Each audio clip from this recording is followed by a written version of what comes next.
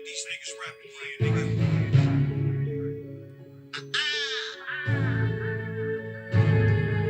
I'm walking niggas down with that 4 pound when they go down. That Pakistan chopper knock his forehead to the low ground. Daily when I'm birth, blood spreading through the turf. But it's a lot of niggas there was out here fucking up that work.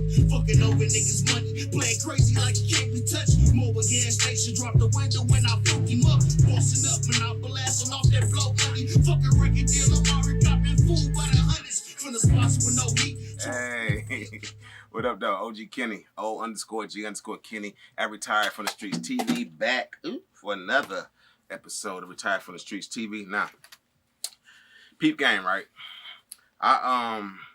When I left Virginia, Jared, Virginia, to be more specific, or to be real specific, Greensville Correctional Facility in Jared, Virginia. I was down there for 5 months.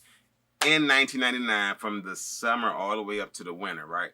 I saw about 5 people sent to death row during that time. I didn't see them, personally, didn't know them, but the fact that they were so close to us. If you're talking about like across the street, but down the street, like, you feel me? Like, you can walk there and get there in 5 or 10 minutes, and to be around that, right? And to be somebody who from a whole other state and be subject to the laws of a whole nother state, you talking about woo-wee-woo. That had my mind blew because it made you really want to do the right thing. For real, for real. All right, my homegirl on her way. So, boom, right? I was definitely happy to be down there in one sense because I was around a lot of my people, black people who understood and they wasn't sweating you as far as staff and COs was concerned, but I was ready to go home. So like I told you on previous episodes, I had packed these cracker boxes full of contraband. And I'm talking about, you name it. I had ink. I mean, you know what I'm saying? The paint that they use for ink, for tattoos. I had several bottles of that. Muslim oil. You talking about rechargeable trimmers, 2 pairs. 4, 5 watches. I had religious jewelry. I had chewing gum, chewing tobacco, stuff that you couldn't get in Michigan. Anything that you can't get, not just in Michigan, but say you in Michigan and you come from one facility to another one and they don't have these items here, you ride in, they got Skittles, and we got is M&Ms. People will give you top dollar for them Skittles. That's just how the economy works, right? So when I get back to Michigan finally, after that long ride, you talking about cheap GPC cigarettes, and they passed them boys out because I guess that was the cheapest thing smoking. They like, we giving them away for free. They ain't complaining. Most of them can't afford cigarettes to buy them off commissary, so free cigarettes. I didn't smoke. I still don't smoke. So my thing was, it was killing me. I'm on that boy lightheaded with the vertigo. You know what vertigo is? It's like you get that uneasy feeling, that woozy feeling, and it's akin to motion sickness. So I got the motions. I'm through. But when I got back up here, get to Macomb Correctional Facility, they say it's in Lenox, Michigan. Now, I always thought that was New Haven. But 26-mile road. Matter of fact, 34625, 26-mile road in what they call New Haven or Lenox, Michigan, which ain't nothing but like a half hour outside the city or something like that, right? So I started my time there. Now, what the thing about that was when we first got there, they didn't have no specific bedroom for us in population as far as level 2. So they sent us to the formal level 4, which was, I think, 4 block, right? Now, when we get up in there, it's designed like high level, like 23 and lockdown, 23 and 1 lockdown. It was designed like that because you got your cell closes, your door rather slides and closes at night, and they don't open until the morning. Every count time it closes. Where I was used to being in a facility where if you got a room and you got a key or you got a door, you can go in and out all day, close it as you need to for privacy or whatever reasons, right? Get up there, boom. Now, I already know. I already got this plan in mind. I'm about to make big bank off these products because they don't have none of this stuff in Michigan, period. So the fact that I'm in the facility that I'm pretty sure dudes who will buy, you buy the city. Any spot that's by a major city, I hate to say this, but a lot of the staff make it to where the inmates can make money. Let's put it like that. They make it to where the inmates can make a lot of money. So you got a lot of dudes that's spending big money to want to be a part of the in crowd. They see you with something on. Hey, man, what you want for that chain? Man, look, bro, this boy, such material. You give me $200 on the store, you know, man. And it's dudes that get that type of money. It's dudes that run gambling tables, right, and gambling operations as well as loan and borrowing operations, you know, in stores and whatnot that get big bread, that send money home, that might have 3-4 stores and making $200 a week. And that's ridiculous for a dude incarcerated when there's some dudes that's surviving in there off $12 to $15, $20 a month. I was making $24 a month in 2015. You understand what I'm saying? Being a porter. And that was only because I had a porter certificate to clean up blood and all that other stuff. So I was making decent money as opposed to dudes making 17, 16. Peep this though, right? I already know the money about to start coming. So first thing I do is holler at some of the brothers when I get to the yard. She said, brother, my salam. Holler at some of the brothers. Hey, look, man, Ken X, I'm from blah, blah, blah. I was inducted by these brothers. Woo, this is the positions I've held. These are my qualifications. Where y'all need me at? Okay, brother, once we get your clearance, you know what I mean? Which, that you know, people don't know about them clearances, right? The clearance is when you check a dude out. Make sure he's solid. Make sure he say who he is, because you got too many agent provocateurs in prison, in the Michigan Department of Corrections, who slide up in your ranks, right? Slide up under you, acting like he a brother. Assalamu alaikum, brother. I see Salah, Islam, brother, all that. And they whole time fugazi. And they therefore ulterior motives in the wrong thing. So once I got my clearance and I was settled, it was already too late. I had already been making my booming. I was out there already. It's like, bro, you ain't tell us you had this, that. I'm trying to get y'all hip on rip, but I know y'all had to get y'all clearance and see if I was solid. But I mean, I got the tattoo ink. I got the Muslim oils. I had heli jars. That the little jars they sell. I might have some around here. The little jars they sell you for the Muslim oil. I had a whole 2 rolls. 1 roll in one cracker box, 1 roll in another one. So I had approximately about 20 or so of those. Now we were spending, I think, $8 to $10 a bottle for them things down there. I'm selling them, popping them off for $30 all day. So you got to think, I got, man, enough of these. That's hundreds right there off rip. Tattoo ink. The way the tattoo ink was going, they was using the ink from what is it called? The non-toxic ink from Dick Blick catalog, and they was using that to do tattoos. So I got the 8-ounce jars of that. For every ounce, you could charge a dude $10 to $20 easy for each ounce off of it. So I scored an ounce of tattoo in the thimble for you or whatever, or in the corner of a sandwich bag and tie it up and use it later. You talking about $20 or so, because a dude can take that little bit of ink and make several tattoos, so he gonna get his money back anyway.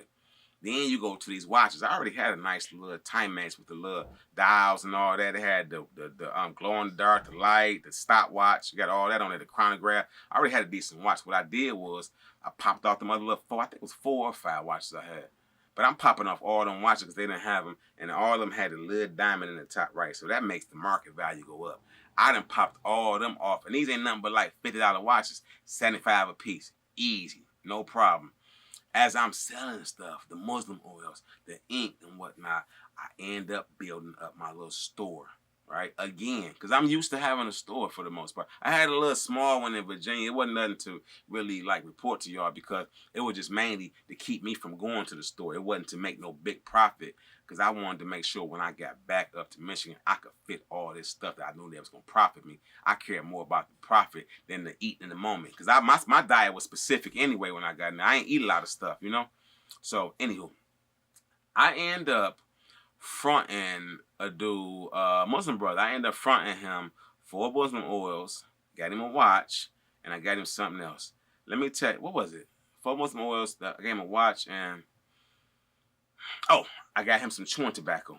So the chewing tobaccos, I think there was the Skulls, the Wintergreen, whatever they was.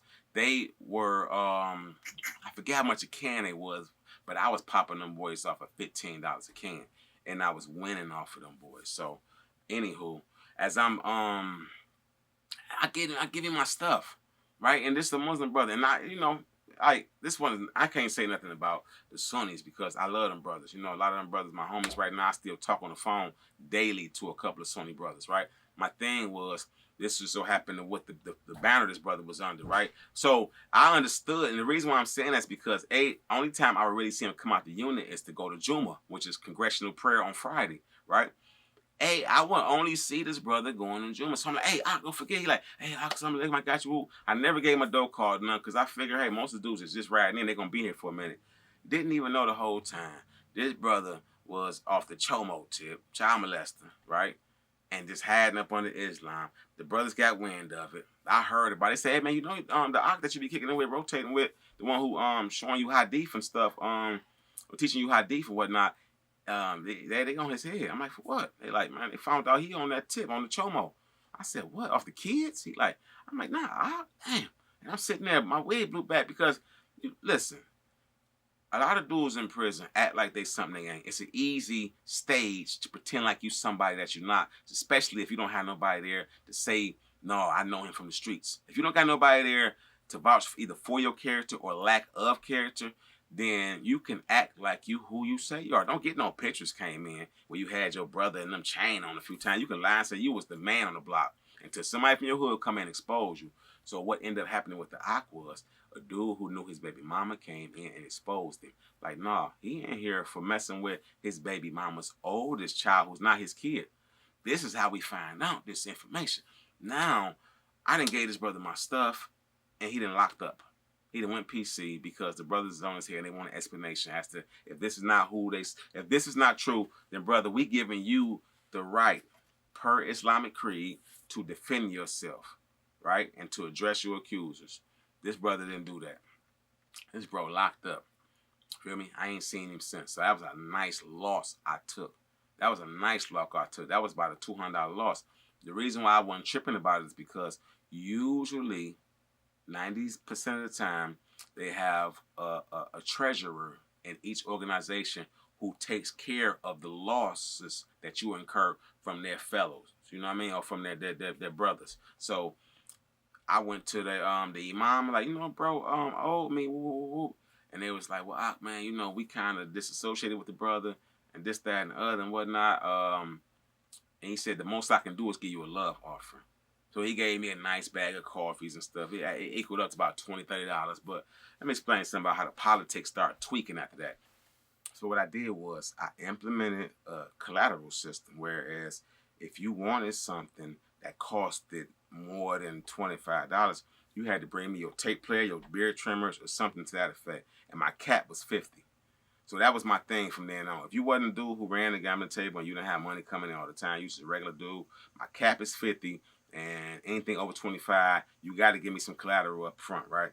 After that, I start seeing the numbers jump. And I'm not condoning nobody who doing time or who may do time eventually to run an illegal operation, because really what I was doing was against the rules of the MDOC. However, my mentality was at that time, I got to go home with a bag. My father and them in position, but I want to go home with my own bread because I don't want to have to hear this man's mouth. And my father was one of them type of dudes that he wouldn't put it in your face and put you down, but he'll always be like, yeah, you know, if you want to, you can do this, you can do that, you can do this. I can put you over here, because he feel like to him, you ain't doing enough. And to him, like doing a normal day for him was $2,500, $3,000 a day. And that's real money on an average day. On an average day. Hush up! On an average day, right? So my thing is, I'm sitting there and I'm adding up the monies and stuff, and hey, can y'all get her for a minute?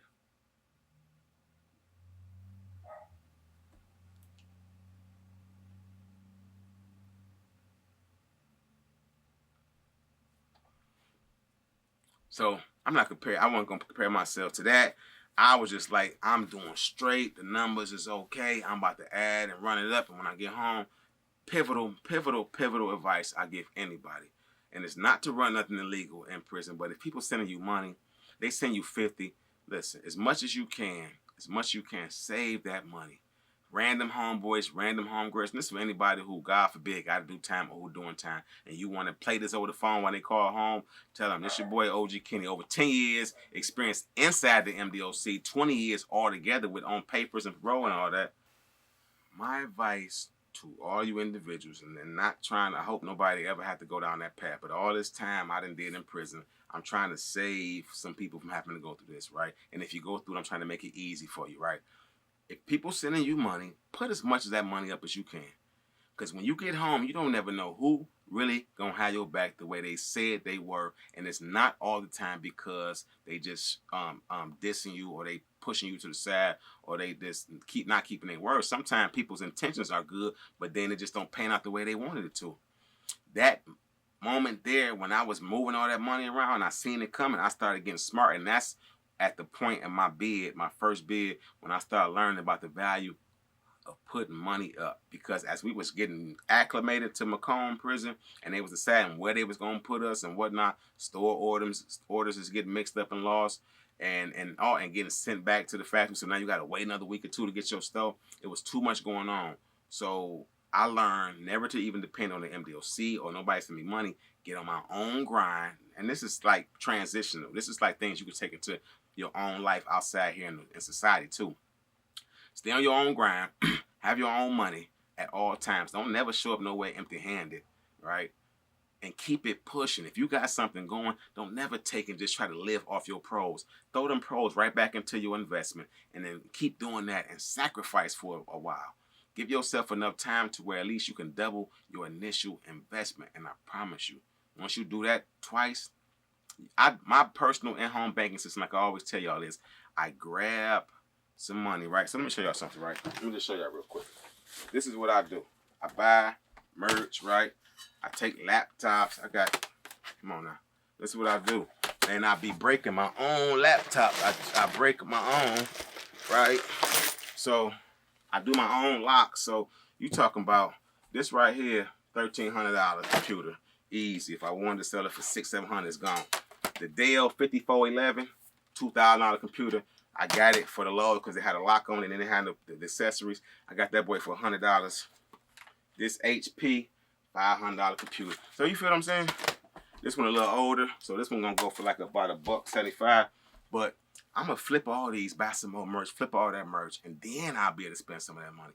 I do that every time I get some money. Flip things twice. That's my way of making sure my dollar flips within my own in-house banking system before I ever spend any money. So if I can leave this episode with anything, it's just to say, be as financially responsible as you can. I'm no expert, but tap into dudes like Earn Your Leisure podcast, the Social Proof podcast, and listen to a lot of what that free advice they're giving you, right? It'll take your game to the next level. I love y'all.